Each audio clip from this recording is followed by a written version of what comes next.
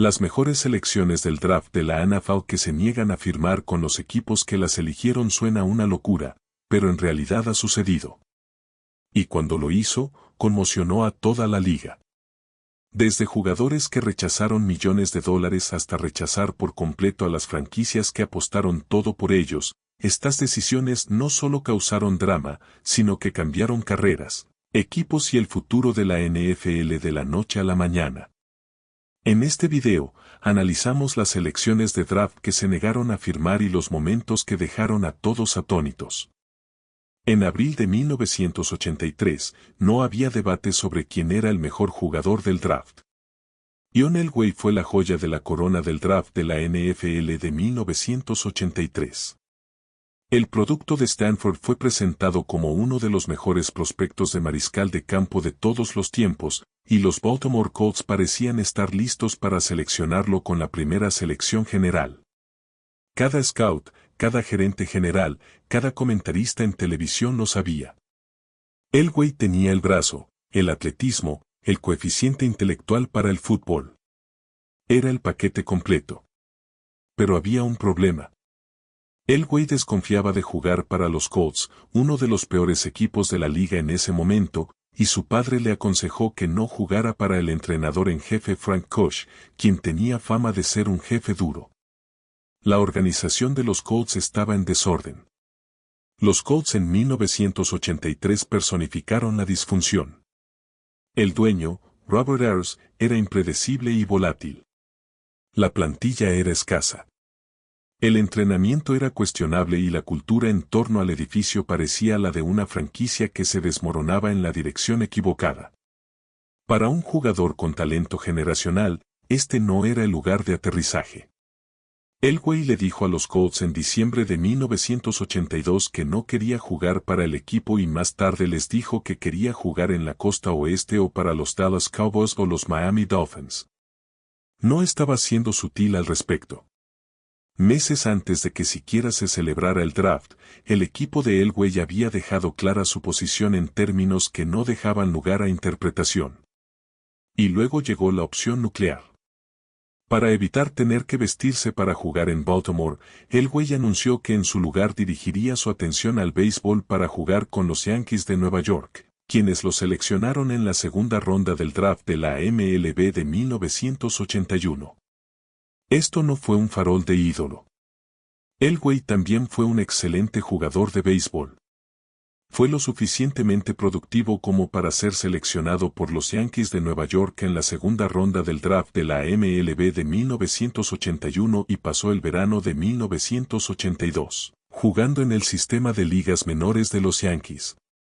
El dueño de los Yankees, George Steinbrenner, lo quería. La puerta a una carrera profesional en el béisbol estaba genuinamente abierta y Elway estaba dispuesto a cruzarla si los Colts lo obligaban. La situación convirtió el proceso previo al draft en un espectáculo que la liga rara vez había visto. La idea de que Devers obtuviera a Elway y fuera dominante durante otros 10 a 15 años fue difícil de aceptar para Roselle.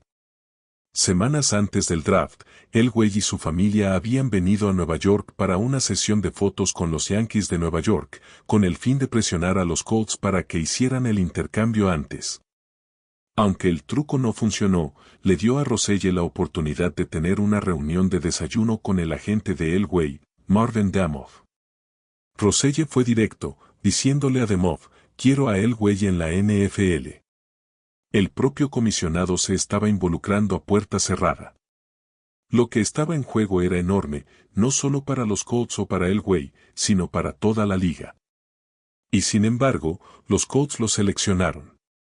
Con esa creencia, Orsi y los Colts seleccionaron a Elway con la primera selección general en el draft.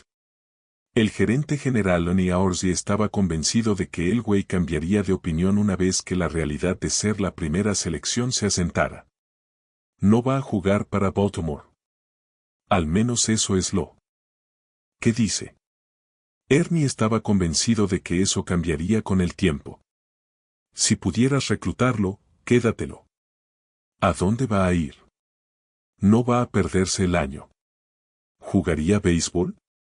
No, no creo que lo haría. Por supuesto, apostaba por la atracción gravitacional de la NFL.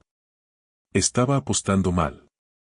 Elway ese día reiteró su deseo de no jugar para los Colts. En una conferencia de prensa, diciendo, mientras estoy aquí parado ahora mismo, estoy jugando béisbol.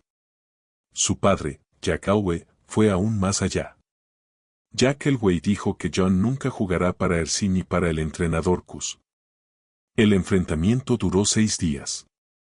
La negativa de Elway a jugar para el equipo duró 6 días, ya que fue traspasado a los Denver Broncos. A cambio, los Colts recibieron al mariscal de campo Mark Herman, al tackle ofensivo Chris Henton y la selección de primera ronda de Denver en 1984, que resultó ser Ron Salt. El resto es historia de la NFL. En la noche del 10 de mayo de 1983, los Broncos acordaron un trato con los Baltimore Colts por los derechos del mariscal de campo John Elway y en el proceso, garantizaron un futuro próspero para la franquicia. Lo que siguió fue nada menos que notable, ya que el futuro miembro del Salón de la Fama llevó a los Broncos a 5 apariciones en el Super Bowl y 2 campeonatos mundiales durante su carrera de 16 años en la NFL. Y los Colts, por otro lado, no tuvieron tanta suerte. No fue hasta que el equipo seleccionó a Peyton Manning con la primera selección en 1998 que pusieron fin a sus problemas de mariscal de campo. Flotaron durante 15 años, se mudaron a Indianápolis en medio de la noche y no encontraron a su quarterback franquicia hasta que apareció un Manning completamente diferente. No hay duda de que la negativa de Elway a jugar para el equipo que lo reclutó cambió la NFL para siempre.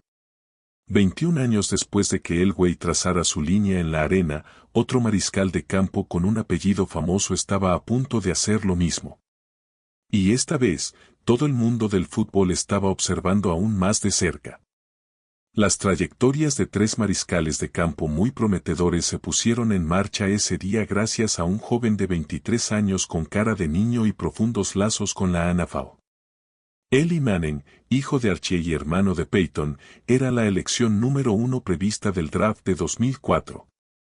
La clase de mariscales de campo de 2004 fue muy buena. Eli, Philip Rivers, Ben Roethlisberger y los San Diego Chargers tenían la primera selección general. Sobre el papel, tenían el camino más claro hacia el mejor jugador disponible. Pero a puerta cerrada, una guerra silenciosa se había librado durante semanas. Los San Diego Chargers tenían la primera selección y Eli no quería ir allí. Su campamento informó a los Chargers sobre su postura una semana y media antes del draft, y por supuesto, la noticia se filtró. Lo que había sido una conversación privada entre el agente Tom Condon y los Chargers se convirtió en una noticia nacional de la noche a la mañana. Las razones eran complejas y profundamente personales.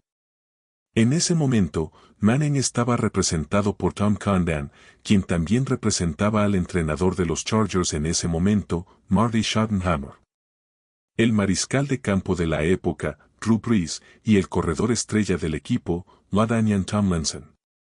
Así que, Condon probablemente tenía una buena idea de cómo Manning habría encajado. Condon conocía la organización desde dentro, y lo que vio no inspiró confianza. En 2004, los Chargers también se estaban ganando la reputación de ser un lugar que los jóvenes mariscales de campo deberían evitar. Drew Brees tuvo 2 primeras temporadas difíciles en San Diego. Y eso ocurrió poco después de la debacle del equipo con Ryan Leaf, quien fue la segunda selección general en el draft de la NFL de 1998. Debido a esas 2 cosas, más algunos otros factores, Eli sintió que San Diego era un lugar de aterrizaje menos que ideal. El desastre de Ryan Leaf aún atormentaba a la franquicia. Brees aún no había florecido. La organización parecía un lugar donde los mariscales de campo talentosos iban a languidecer y morir. La temporada de la NFL de 2003 de los Chargers bajo el entrenador en jefe Marty Schottenheimer resultó desastrosa, ya que el equipo cojeó hasta un miserable final de 4-12. Las derrotas contundentes llegaron a manos de los Baltimore Ravens, los Denver Broncos y los Cincinnati Bengals. Esta no era una franquicia a punto de cambiar las cosas. Era una franquicia que desde fuera parecía estar atascada en arenas movedizas. Muchos observadores asumieron que Archie Manning, el padre de Eli, era quien movía los hilos. Después de todo, Archie había pasado su propia carrera atrapado en los lamentables New Orleans Saints, un jugador demasiado talentoso para el equipo que lo rodeaba. Había vivido la pesadilla de llevar una franquicia que no podía llevarlo de vuelta. Seguramente, estaba protegiendo a su hijo del mismo destino. Pero el propio Eli aclaró las cosas años después. Fue mi decisión después de hablar con mi agente, entrenadores, gerentes generales y dueños, declaró Manning. Durante el proceso del draft, solo me preocupaba la organización de los Chargers en ese momento. Sentí que era la decisión correcta y tuve un pequeño tirón. Y luego llegó el detalle que hizo que toda la saga fuera aún más fascinante. Traté de decir en voz baja, oye, por favor, no me reclutes. Puede ser nuestro secreto. Y no guardaron muy bien la parte del secreto. Eli había intentado manejarlo discretamente. Le había pedido a los Chargers en privado que simplemente miraran para otro lado. Se negaron. A pocos días del draft, el agente de Manning, Condon, le dijo a los Chargers que Eli se perdería toda la temporada 2004 si el equipo lo seleccionaba con la primera elección general. La amenaza estaba sobre la mesa. La cuenta regresiva había comenzado y los Chargers, tal como lo habían hecho los Colts con Elway 2 décadas antes, aceptaron el desafío. Los Chargers terminaron ignorando la amenaza y decidieron tomar a Eli con la primera selección de todos modos. Lo que siguió fue uno de los momentos más incómodos en la historia del draft. Aunque Manning sería traspasado a los Giants menos de una hora después, terminó posando para lo que probablemente se convertirá en la foto más incómoda del día del draft en la historia de la NFL. Eli levantó una camiseta de los Chargers, pero no se puso la gorra. La expresión de su rostro parecía la de un hombre obligado a sonreír para una foto en su propia audiencia de sentencia. La multitud en el lugar del draft no fue amable. Eso llevó a uno de los mayores intercambios del día del draft de todos los tiempos.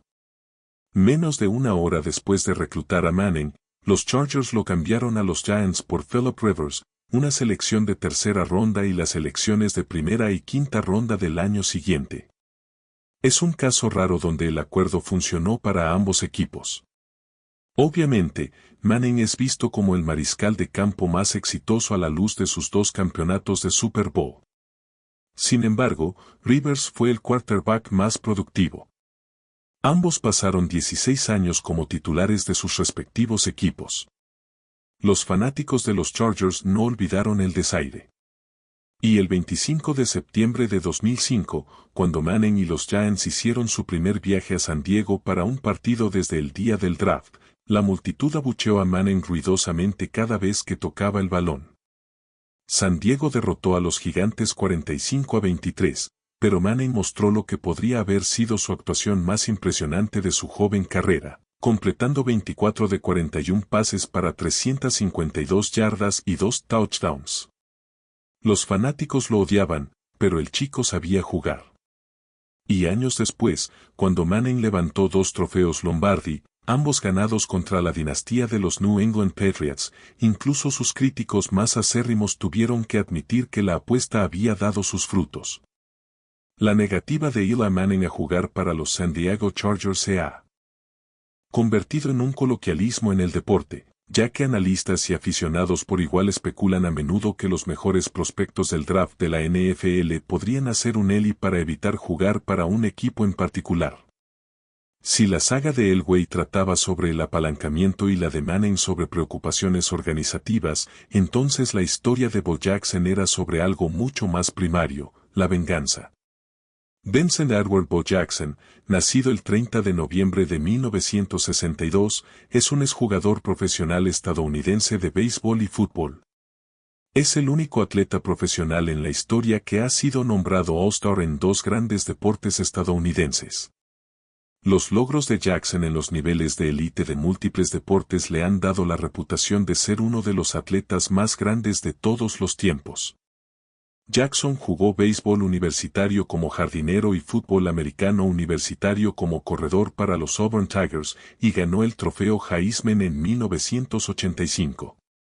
Era el tipo de atleta que solo aparece una vez en una generación, tal vez una vez en la vida. Podía correr más rápido, golpear más fuerte y lanzar más lejos que nadie en cualquier campo al que pisara.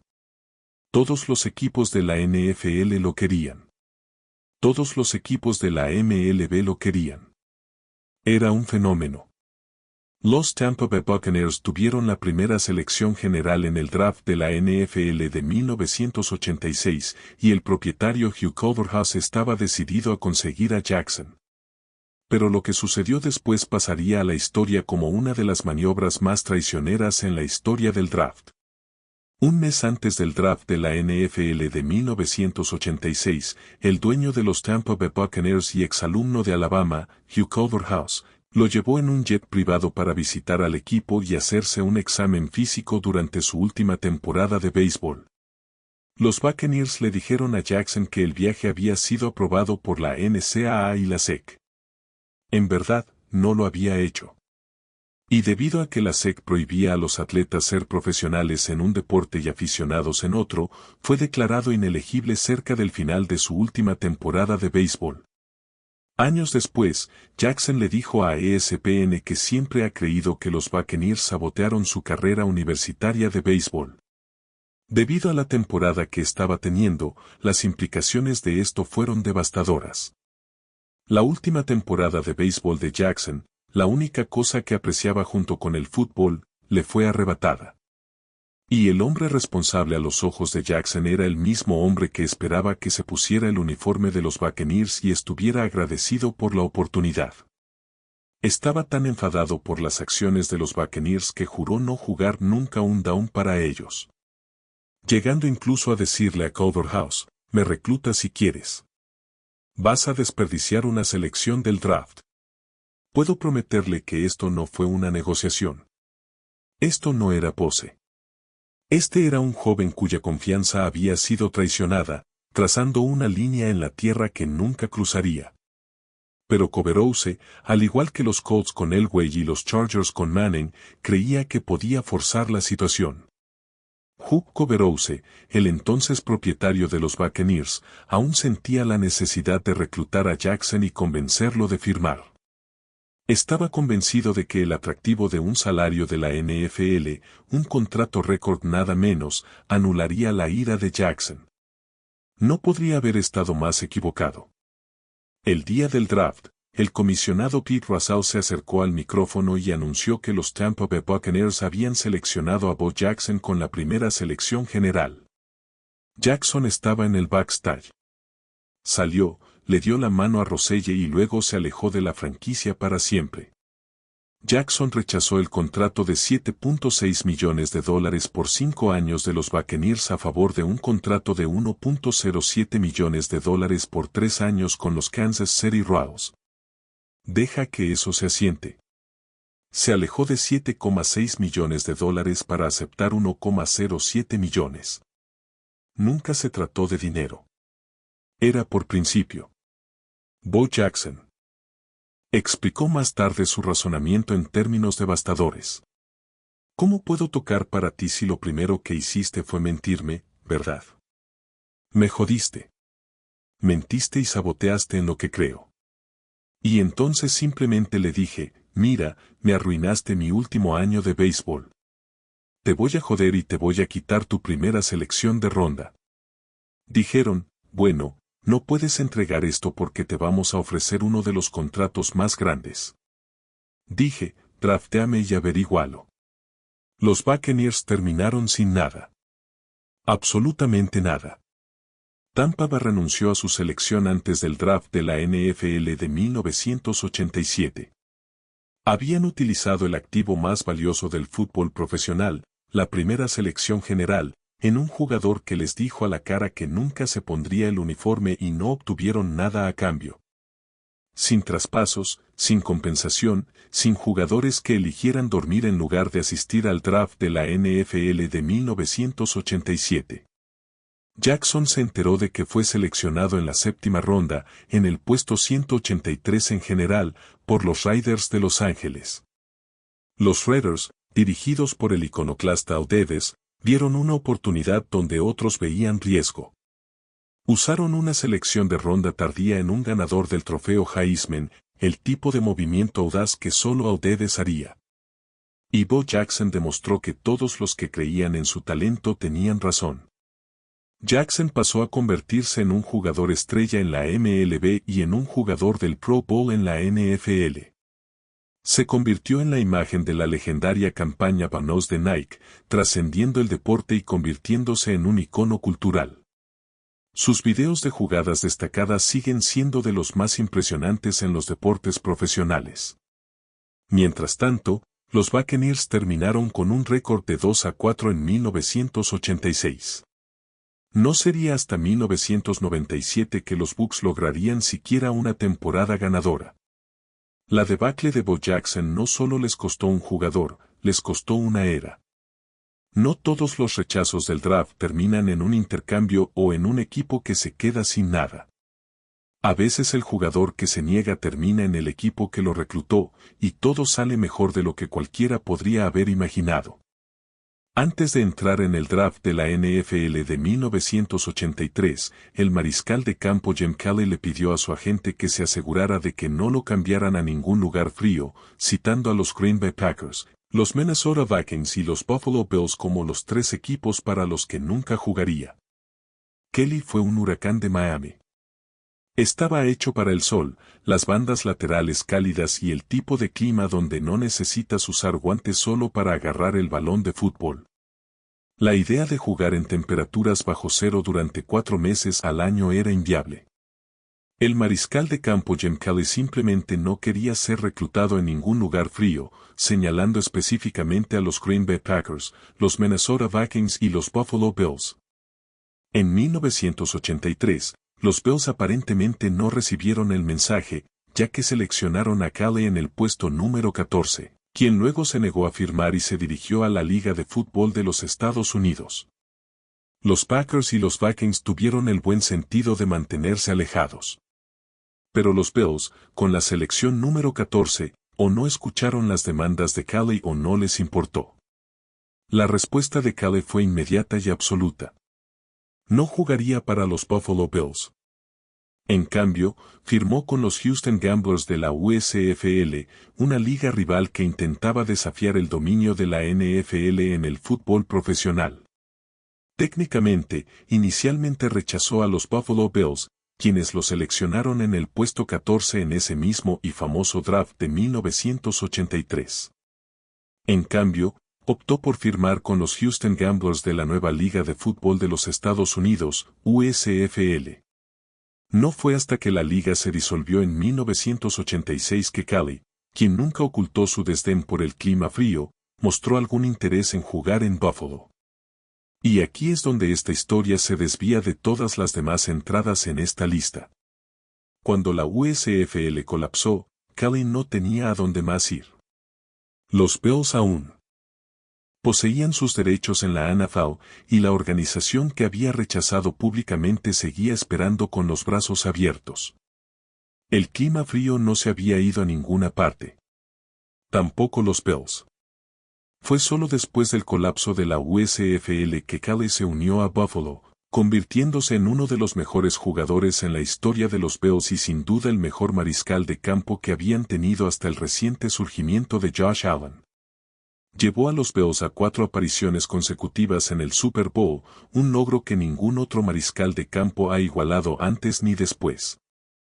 Sí, perdieron los 4 Super Bowls, pero llegar a 4 seguidos es una hazaña de consistencia y excelencia. Eso habla del talento de Kelly y del equipo que finalmente adoptó. La USFL colapsó y Kelly firmó con los Bills, convirtiéndose en una leyenda de la franquicia. Kelly es considerado el mejor mariscal de campo de la historia de los Bills, con solo Josh Allen, un nombre que está en serio debate. El hombre que una vez se negó a pisar Buffalo se convirtió en el símbolo de la franquicia. Su número fue retirado. Fue incluido en el Salón de la Fama del fútbol profesional. Y cuando los fanáticos de Bill piensan en sus mejores momentos, Jim Kelly está en el centro de casi todos ellos. Y junto a Kelly y Elway en ese mismo draft de 1983, se desarrollaba otra historia silenciosamente, una que no tenía nada que ver con el clima frío ni con la ventaja en el béisbol. Los Green Bay Packers poseían la cuarta selección general del draft de la NFL de 1980. Y buscando un tackle nariz, el gerente general y entrenador en jefe Bart Starr reclutó al ala defensiva Bruce Clark de Penn State. A pesar de que Starr era muy consciente de que Clark se negaba a cambiar de posición, pensando que eventualmente cedería, Starr hizo la selección de todos modos, y fiel a su palabra, Clark se negó a firmar. Esto fue manejado tan mal por Green Bay que ni siquiera pudieron negociar a Clark y obtener algo, cualquier cosa, a cambio antes de que expiraran sus derechos de draft. El draft se celebró el 29 de abril de 1980. Un mes tormentoso e impredecible después, los Packers conmocionados por el impacto de la noticia se enteraron de que Clark había firmado con Toronto de la Liga Canadiense de Fútbol, una cuarta selección general que se había ido. No se negoció, no se fichó, simplemente se fue. Clark continuó teniendo una productiva carrera en la CFL y eventualmente con los New Orleans Saints. Claro, Green Bay no obtuvo absolutamente nada por su inversión. Una historia de advertencia sobre lo que sucede cuando los equipos seleccionan jugadores ignorando lo que esos jugadores les han dicho explícitamente. Cada una de estas historias lleva a la misma tensión central. La colisión entre una institución que espera obediencia y un individuo que exige autonomía. El draft de la NFL se basa en la premisa de que los equipos eligen a los jugadores, no al revés. Como se explica en Playmakers, no hay suficientes jugadores que hayan ejercido control sobre el proceso del draft, que asigne involuntariamente sus derechos a equipos para los que quizás no quieran jugar. Las reglas son claras. La escala salarial para novatos no garantiza que un prospecto firme su contrato. Nadie puede obligar a un jugador a hacerlo. En teoría, un novato podría negarse a firmar, perderse toda la temporada y volver a entrar en el draft el año siguiente. Cuando un equipo de la NFL recluta a un jugador, no retiene los derechos sobre ese jugador indefinidamente. Un jugador que se niega a firmar un contrato después de ser reclutado vuelve a entrar en el draft. Si se niega a firmar un contrato después de ser reclutado por segunda vez, se convierte en agente libre. Desafortunadamente para el jugador, estaría sujeto a las reglas de compensación que se aplican a todos los agentes libres no reclutados. Así que ganaría mucho menos en sus primeras 4 temporadas, pero podría ir a donde quisiera si estuviera dispuesto a estar 2 años sin jugar. El precio financiero de la rebelión es alto, pero el precedente se ha establecido una y otra vez. Y hay un caso aún más antiguo que añade una capa de peso moral a esta conversación. En 1962, Tony Dedes fue la primera selección general en el draft de la NFL de 1962. Seleccionado por los Washington Redskins, fue casi inmediatamente traspasado a los Cleveland Browns. La razón por la que el fundador y propietario de los Redskins, George Preston Marshall, era un racista declarado que mantuvo a los Redskins completamente blancos mucho después de que los otros equipos se hubieran integrado. Admitió abiertamente que su falta de voluntad para fichar a un jugador negro era un esfuerzo por atraer a su base de fans, en su mayoría del sur. Davis, el primer receptor negro del trofeo Heisman, supuestamente declaró que no jugaría para el equipo de Marshall. El intercambio se realizó, enviando a Dedes a Cleveland, donde se suponía que se uniría a Jim Brown en lo que podría haber sido el backfield más devastador en la historia del fútbol. Davis nunca jugó un partido para los Browns. Sin embargo, como le diagnosticaron leucemia antes del partido de Estrellas Universitarias en julio de 1962, se sometió a una variedad de tratamientos en un intento por regresar al fútbol, pero todos fueron infructuosos. Murió en un hospital de Cleveland en 1963. La historia de Dedes es un recordatorio de que la negativa de un jugador a firmar no siempre se trata de influencia o ego. A veces se trata de dignidad. A veces se trata de oponerse a algo que es fundamentalmente incorrecto. Joe Burrow, como se explica en Playmakers, lo consideró y lo habría hecho si no fuera nativo de Ohio. Deberían, especialmente los mariscales de campo. Con 3 años para demostrar su valía antes de convertirse en titulares puente o suplentes de carrera, es importante que los quarterbacks lleguen a un buen lugar. Con un buen cuerpo técnico, un elenco de apoyo sólido, la ventana para que un mariscal de campo se demuestre es estrecha. El margen de error es estrecho. Y cuando la diferencia entre una carrera digna del Salón de la Fama y ser etiquetado como un fracaso puede depender de la organización en la que aterrices, lo que está en juego en las decisiones del día del draft es casi incalculablemente alto. Mirando el panorama completo, el patrón es inconfundible. Los jugadores que se negaron, Elway, Manning, Bo Jackson, Jim Kelly, todos tuvieron carreras que validaron sus decisiones. Los equipos que los perdieron, los Colts, los Chargers, los Buccaneers, todos sufrieron durante años, a veces décadas, como consecuencia directa de las situaciones mal gestionadas. Y los equipos que finalmente consiguieron a estos jugadores, Denver, los Giants, los Raiders y, finalmente, Buffalo, fueron recompensados con talento que definió sus franquicias. El draft de la NFL es un sistema construido sobre la idea de que el talento debe fluir hacia los equipos que más lo necesitan. Pero cuando las organizaciones que están en la cima del draft están ahí porque están rotas, porque pierden partidos, despiden entrenadores y alejan a la gente buena, se crea una paradoja. Los peores equipos obtienen a los mejores jugadores, pero los mejores jugadores no siempre quieren ir a los peores equipos.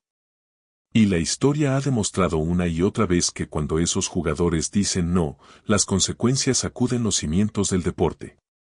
Hoy, el draft de la NFL de 2026 está en marcha en Pittsburgh, con los Raiders seleccionando a Fernando Mendoza en primer lugar. Cada selección que se haga este fin de semana lleva la sombra de estas historias. Cada prospecto sentado en la sala verde sabe que una vez que se pronuncie su nombre, la franquicia que tenga la tarjeta tendrá sus derechos. Pero esos derechos no son absolutos. Nunca lo han sido. Y mientras haya jugadores dispuestos a arriesgarlo todo para controlar su propio destino, el draft de la NFL seguirá siendo uno de los eventos más convincentes, impredecibles y de alto riesgo de todos los deportes profesionales.